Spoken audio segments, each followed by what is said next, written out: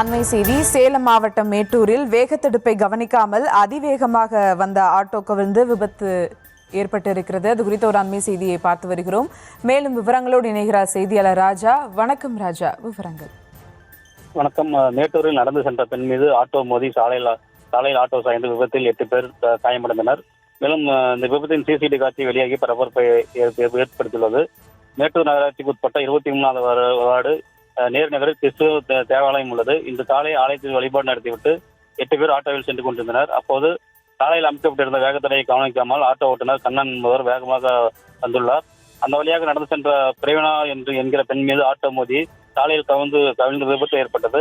இந்த விபத்தில் ஆட்டோ ஓட்டுநர் கண்ணன் மற்றும் ஆட்டோவில் பயணம் செய்த 6 பெண்கள் ஒரு ஆண் சாலையில் நடந்து சென்ற பிரவீனா ஆகிய 8 பேரும் காயமடைந்தனர். விபத்தில் காயமடைந்தவர்களை அருகில் இருந்தவர்கள் மீட்டு சிகிச்சைக்காக மேட்டூர் அரசு மருத்துவமனைக்கு அனுப்பி வைத்தனர். மேலும் இச்சம்பவம் தொடர்பாக மேட்டூர் போலீசார் வழக்கு பதிவு செய்து விசாரணை நடத்தி வருகின்றனர்.